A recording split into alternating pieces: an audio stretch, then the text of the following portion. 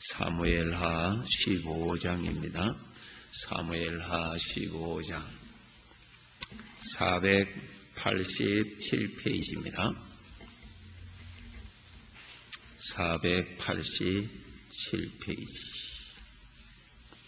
1절에서 9절입니다. 사무엘하 15장 1절에서 9절까지 읽으시겠습니다. 그 후에 압살롬이 자기를 위하여 병거와 말들을 준비하고 호위병 50명을 그 앞에 세우니라. 압살롬이 일찍이 일어나 성문 길 곁에 서서 어떤 사람이든지 송사가 있어 왕에게 재판을 청하러 올 때에 그 사람을 불러 아뢰되 너는 어느 성읍 사람이냐 하니 그 사람의 대답이 종은 이스라엘 아무 지파에 속하였나이다 하면 압살롬이 그에게 이르기를 보라 내 일이 옳고 바르다마는 내 송사를 들을 사람을 왕께서 세우지 아니하셨다 하고 또 압살롬이 이르기를 내가 이 땅에서 재판관이 되고 누구든지 송사는 재판할 일이 있어 내게로 오는 자에게 내가 정의 베풀기를 원하노라 하고 사람이 가까이 와서 그에게 절하려 하면 압살롬이 손을 펴서 그 사람을 붙들고 그에게 입을 맞추니 이스라엘 무리 중에 왕께 재판을 청하러 오는 자들마다 압살롬의 행함이 이와 같아서 이스라엘 사람의 마음을 압살롬이 훔치니라.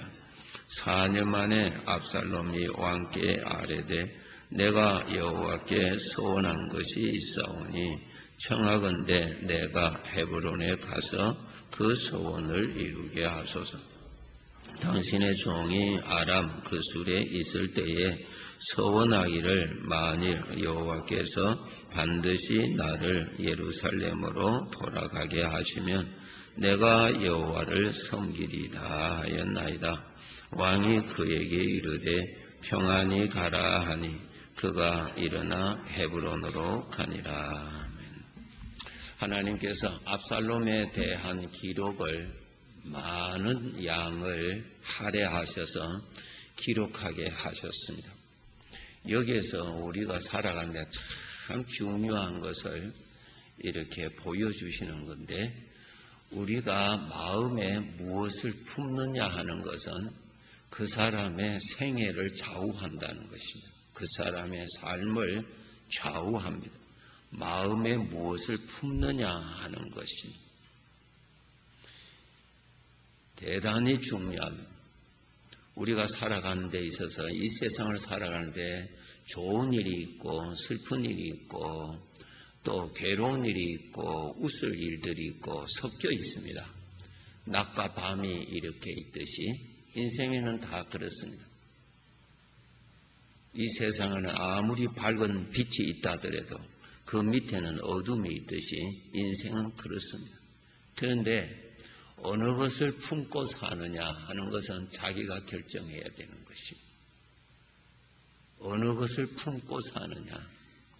어두운 것을 품으면 어둠이 그 사람의 마음에 퍼집니다. 마음에 퍼지면 그 마음에 퍼지는 것이 그 사람을 그렇게 살도록 만들어집니다. 술을 자꾸 마시면 나중에는 술이 그 사람을 흔들리게 만들어 주듯이 마음에 무엇을 품느냐에 따라서 그것이 나를 그렇게 살도록 해준다는 것입니다. 그러니까 좋은 면으로 보면 아주 사람이 복되게 살 수 있도록 허락이 되어 있다고 하는 것입니다.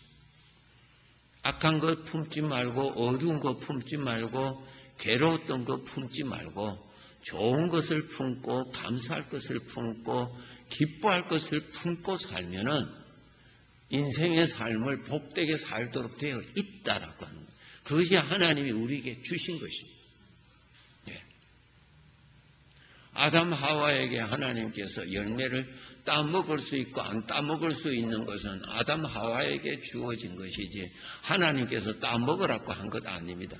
마귀는 따먹으라고 유혹을 했지 그것을 따서 아담 하와의 입에다가 넣어주지는 않았습니다. 먹으라고 유혹을 했지 따먹는 것은 본인이 따먹는 것입니다. 인생을 특히 우리 하나님의 자녀들은 하나님이 지으신 세상에 우리 아버지가 주관하시는 이 땅에서 주의 자녀들은 행복하게 살아야 되거든요. 복되게 살아야 돼요. 기쁘게 살아야 됩니다. 소망을 품고 살아야 됩니다. 힘을 얻어서 살아야 되는데 그것은 하나님께서 다 허락해 주셨다는 거예요. 내가 어느 것을 품느냐에 따라서 내가 그렇게 되는 것입니다. 자기가 죄를 지어놓고 하나님이 이렇게 하셔서 이것은 어린아이 같은 생각이죠. 열매는 사람이 따먹는 것이지 마귀가 입에 넣어주는 거 아닙니다. 따먹으라고 유혹을 하는 것이지요. 그래서 우리가 책임을 지는 거게 돼 있죠. 에베소서 4장에 보면은 참 귀한 말씀이 한번 찾아봅시다.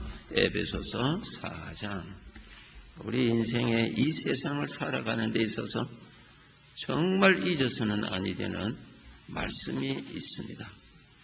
찾으시면은 다 아시는 말씀이에요. 314페이지, 314페이지. 에베소서 4장 26절, 27절, 314페이지, 4장 26절, 27절 읽겠습니다. 분을 내어도 죄를 짓지 말며 해가 지도록 분을 품지 말고 마귀에게 틈을 주지 말라. 우리가 분을 낼 수가 있죠. 그러나 품지 말아라. 가슴에 품지 말아라. 품으면은 그것이 내 마음에 다 퍼지고 마음에 퍼지면은 내 인생이 그렇게 되어버립니다. 예. 그리고 그것을 품고 있으면 마귀가 항상 옆에 와서 유혹을 자꾸 합니다. 자꾸 충동질을 합니다. 예. 자꾸 이것을 따먹으라고 자꾸 이야기한다는 것입니다. 우리 하나님의 자녀들이 성령님의 충동을 받고 하나님의 사랑에 감동을 받고 살아야 되는 하나님의 자녀들이거든요. 이것을 압살롬의 생애에서 너무나 잘 기록해 주셨어요. 지금 성경 압살롬에 대해서 요약된 거 우리 함께 찾아보도록 하겠습니다. 자, 우리 성경 사무엘하 3장부터 우리 찾읍시다. 지금 사무엘하죠. 사무엘하 3장 3절 보시면은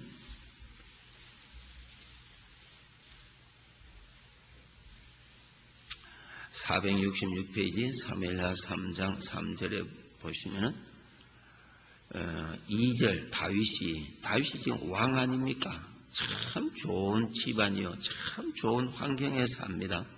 다윗이 헤브론에서 아들들을 낳았으니 맏아들은 암논이라 큰아들 이름이 암논입니다. 이스라엘 여인 아히노암의 소생이요. 둘째는 길르압입니다. 갈멜 사람 나발의 아내였던 아비가일의 소생이요. 셋째는 압살롬. 압살롬이 셋째 아들입니다. 왕자지요. 아주 좋은 데에서 삽니다. 그런데 이제부터 보세요. 사무엘하 13장으로 갑니다. 이제 요약해서 한번 찾아봅시다.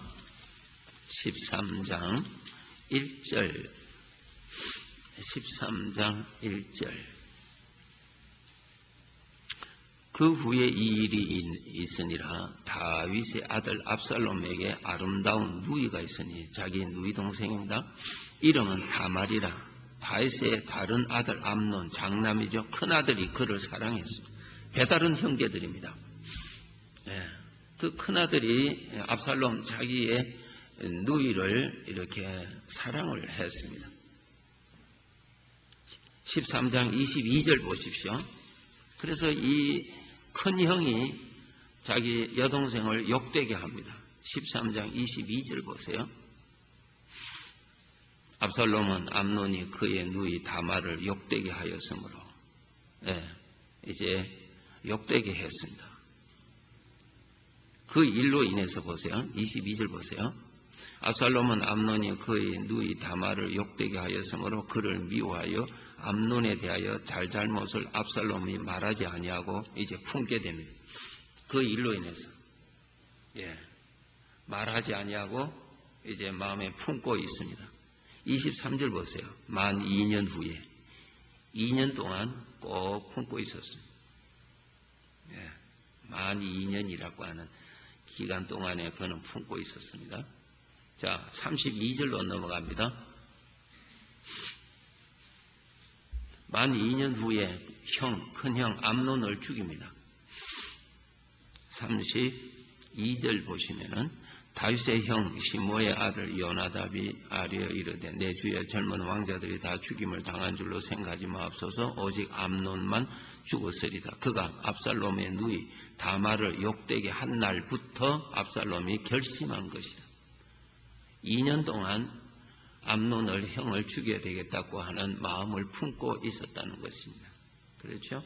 그래서 자기 형을 죽입니다. 그 일로 인해서 그가 도망갑니다. 37절 보세요. 37절 압살롬은 도망을 합니다. 거술왕 암묘의 아들 달메게로 갔습니다. 그것이 자기 엄마 나라입니다. 자기 엄마가 이 나라의 딸이었거든요. 공주였거든요. 이쪽으로 다윗에게로 온 사람입니다. 자기 엄마 나라로 도망갔습니다. 압살롬이. 38절 보세요. 하나님이 횟수를 압살롬에 대한 인생을 기록할 때 횟수를 아주 자세하게 기록해 놨어요. 계속 압살롬이 도망하여 거슬로 가서 거기에 산 지 3년이라 3년 동안 거기에 도망가서 살았습니다. 그래서 나중에 이제 3년 동안 있다가 돌아옵니다. 예루살렘을 이스라엘로 돌아옵니다. 다윗이 오라고 해서 돌아옵니다. 13장 32절 찾았죠? 14장으로 갑니다. 14장 28절 보세요. 14장 28절. 그가 이제 3년 동안 도망갔다가 아버지가 돌아와도 된다 해서 돌아왔습니다. 돌아왔는데 이스라엘로 돌아왔는데 아버지가 그 아들을 얼굴을 보지를 않습니다. 그냥 집에 가 있으라고. 자, 28절에 보시면은 압살롬이 2년 동안 예루살렘에 있었습니다. 왕의 얼굴을 보지 못했습니다. 계속 지금 압살롬은 마음에 그늘이 집니다. 아버지에 대한 원망도 생깁니다. 이 압살롬에게. 아버지가 자기 얼굴 보지 못하게 오지 말라고 했습니다. 2년 동안 그가 그렇게 있습니다. 그렇게 하다가 이제 화해를 합니다. 33절 보십시오. 14장 33절. 요압이 왕께 나가서 요압이 가운데 서서 부자지간에 화해를 시킵니다. 요압이 왕께 나가서 그에게 아뢰매 왕이 압살롬을 부르니 그가 왕께 나가 2년 만에 이제 아버지 앞에 갑니다. 그 앞에서 얼굴을 땅에 대어 그에게 절하며 왕이 압살롬과 입을 맞추니라. 이제 인사를 하고 화해를 했습니다. 그런데 이제 문제가 드러나. 압살롬이 아버지를 죽이고 왕의 자리를 차지하고자 하는 마음이 일어나. 이런 기간 동안에 압살롬의 마음에 자기 형 암논을 죽여야 되겠다 하는 생각이 들어서 암논을 죽이고 나중에 아버지가 자기를 만나주지 아니함으로 인해서 거기에서 오는 마음이 자꾸 자리를 차지해서 아버지를 죽이고 왕의 자리를 빼앗고자 반란을 일으킵니다. 이것이 15장 우리가 읽었던 것입니다. 15장 7절 한번 보십시오. 여기도 횟수를 기록해 두셨습니다. 15장 7절. 4년 만에 다윗이 아버지와의 화해를 하고 4년 동안에 압살롬이 아버지 다윗과의 화해를 하고 4년 동안 압살롬은 무엇을 했느냐? 아버지를 죽이고 아버지의 자리를 빼앗아 자기가 왕이 되고자 하는 계획을 가지고 일을 꾸민 것입니다. 왕에게 재판하러 오는 사람들, 억울한 사람들 전부 압살롬이 가서 이야기를 하고 마음을 환심을 삽니다. 6절 마지막 줄에 보면은 이와 같이 이스라엘 사람의 마음을 압살롬이 훔치니라.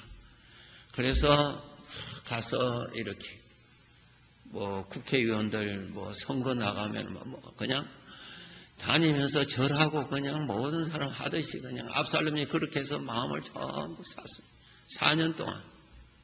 그리고 나서 헤브론에서 압살롬이 왕이 된다고 소리를 지르고 자기 사람들을 모아놓고 반란을 일으킵니다. 이것이 15장입니다. 압살롬의 마음에는 계속 악한 마음을 계속 품고 살았습니다. 예. 그래서 사무엘하 18장으로 가면은 거기에서 죽임을 당합니다. 압살롬이 다윗의 부하 요압에 의해서 죽임을 당합니다. 그래서 생애를 마칩니다.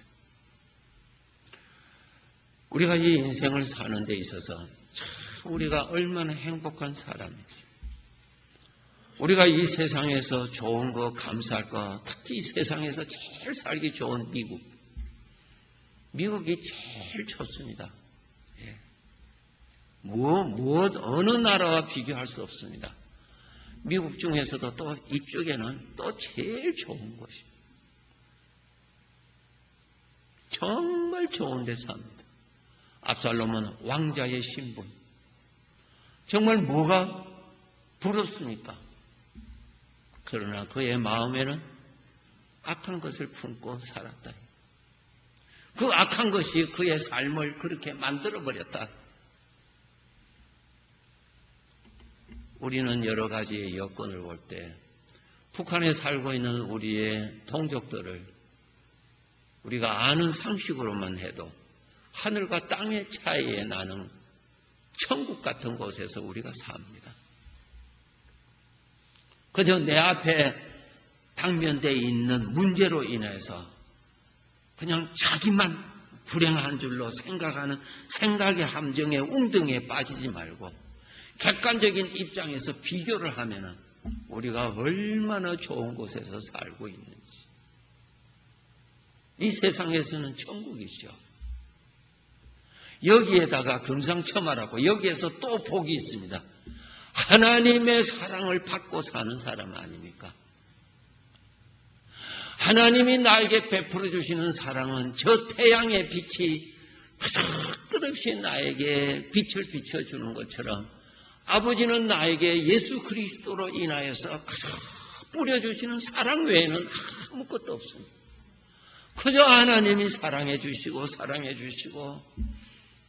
베드로처럼 3번이나 부인하고 예수님을 저주하고 맹세할 것까지도 알면서도 사랑해 주시고 그렇게 하고 저 옛날로 돌아간 베드로를 또 찾아가서 또 회복시켜 주시는 예수님.